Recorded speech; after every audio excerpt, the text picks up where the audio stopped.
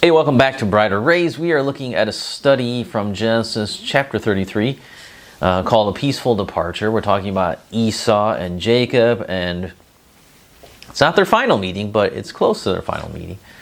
And we're talking about today, the verses we're talking about today are verses 4 through 11. So hopefully you've read that before. You've read it before you're watching this, maybe, or maybe you can pause it and go watch it. And we're going to be talking about Esau and his kindness, and then we're going to talk about Jacob's gift here. So let's look at Esau. Now, if Jacob's fears were correct, Esau, at this point, as Esau is coming, would be running to meet him with sword drawn and rage in his eyes. And the 400 men would, secure Esau's ability to exact revenge. But we read something quite different and surprising here. Esau ran to meet him, embraced him, and fell on his neck and kissed him, it says. Was that Esau's intent all along? Well, the messengers that spoke to Esau and Jacob both believed that the 400 men were not there to bring gifts or had come out just merely as an escort of a tribal leader like Esau. They believed Esau was there to kill everyone. And that is why Jacob was so greatly afraid and distressed and went through that whole plan about spreading people about, dividing people up and then praying. That was his whole idea, is that, he's afraid that Esau's coming to slaughter everyone. But instead here we see Esau does not even say a harsh word to Jacob. Is this the same man that we read about before, way back when we saw him in the early years? Why the sudden change now? If he was coming actually to kill Jacob, what changed? Well, Jacob says in verse 11, God has dealt graciously with me. I think that's the answer. The answer for the change is the grace of God. Proverbs 16:9 says, the heart of man plans his way, but the Lord establishes his steps. Esau had a plan. Esau's plan was to destroy Jacob. That's what he had the 400 guys for. Jacob had a plan as well, but God made both their plans really come to nothing. That's what God does. This is his world, his time, his creation, and he upholds the universe by the power of his word. The bending of Esau's will and the change of his heart by God should not surprise us. After the two hug and weep together, Esau looks around and he sees Jacob's wives and children. Esau asks, who are these with you? Who are these people? And Jacob's response is, the children whom God has graciously given your servant. Now Jacob could have said that he worked 14 long years to get the wives that gave him these children. He could have complained about the bickering, complaining, and dishonoring of his wives, but he does not say that. He says that his children were given to him by God as an unmerited, unearned, undeserved favor. It was grace. This is the right way to look at children, right? Really to look at anything we have, but especially children. Psalm 127 says that the fruit of the womb is a reward. And then Psalm 128 says that they are a blessing of God. Those of us that have children don't deserve them. We don't deserve children. We don't deserve any children. We as a church do not deserve the many children that sit in the room with us, that go to church with us. We don't deserve having children at church. We don't deserve any of those. We don't deserve the little kids playing in the nursery or whatever. We don't deserve them. I think oftentimes people look at them as a hindrance, as an annoyance sometimes, or, oh, we have to put up these children, or, oh, silence that kid, and just, why is that kid screaming in the middle of the service? And we get all flustered about it, and children become, sometimes in our eyes, become a nuisance, but they're not. They're an undeserved favor of God. It's God's grace, and we need to look at them that way. Now, I make no apologies for the time I spend working with children and youth of the church I go to. They are an undeserved gift and not things to be tolerated. If we think of them that way, like, these children are a gift. These are arrows in our hands, right? These are arrows we can fire out of here.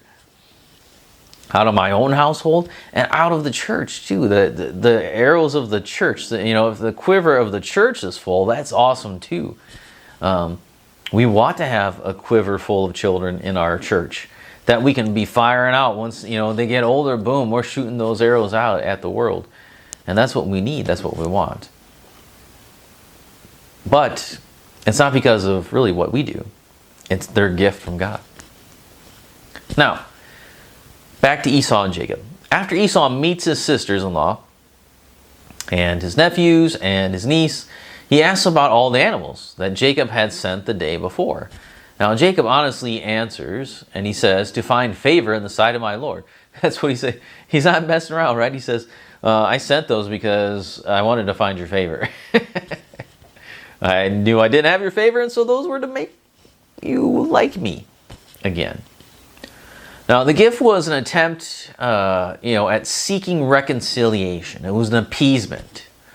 But Esau rejects the gift and says that he has enough and doesn't need to be appeased. He doesn't say, well, yeah, it's a good thing you did because I was going to kill you. He doesn't even say that. He says, I don't want your stuff. I've got enough. I don't need it.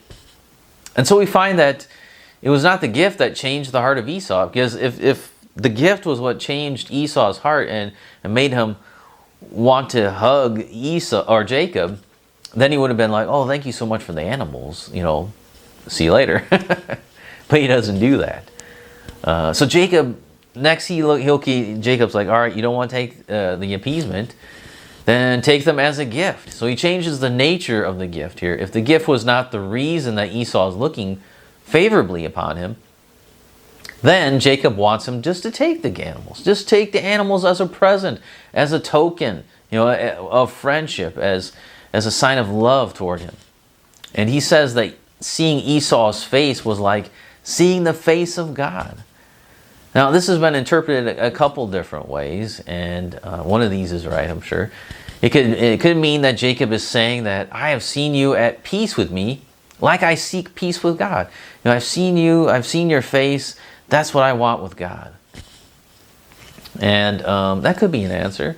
Or it could mean that Jacob sees God's graciousness in Esau's response. Like, seeing the face of God is by grace, and you coming to me is by grace as well. Or it can mean that seeing Esau's face and finding acceptance and surviving is undeserved favor, like seeing God's face and surviving. So it could also mean that he was surprised that he lived because he didn't deserve to live, is what he's saying. And that's a definite possibility too. Actually, all three of those, maybe he had all three of those in mind when he said that. Who knows? Another thing you can ask Jacob when you get to heaven, right? What do you mean by that? So you can ask him. But one of those is probably true, or all three, or a combination of some of those is probably what he was thinking when he said that. Because that makes sense. I've seen, he saw God face to face, right? So like seeing Esau was like seeing God face to face. He was blessed by seeing God face to face. He lived through that experience, even though he shouldn't have. And that's the same thing with like he's expecting with Esau. He should have died in this situation, but he doesn't. He survives. And so like seeing God face to face. Again, we must take note of the change in Jacob here as well. The early stories of Jacob were all about how he preyed on his brother's weaknesses and how he stole the blessing. Actually, last time we left, Jacob was running and Esau wanted to kill him. So there's a big difference here. And now what we see with Jacob bows before him, offers a gift of kindness. That's a complete different approach, a different thought by Jacob. Before, Jacob was stealing and manipulating and trying to deceive his brother, and now he is giving gifts and being nice and trying to love his brother. So a lot different in Jacob. But holiness is at work in him, right? Like all of us, Jacob's sanctification was not perfected. It didn't happen all at once. And it wasn't perfected until God called him home, right? So there was change still happening, change still going on. So that's that section of Genesis chapter 33. And next time we'll look at 12 through 20. So read that, and I'll meet you back here next time.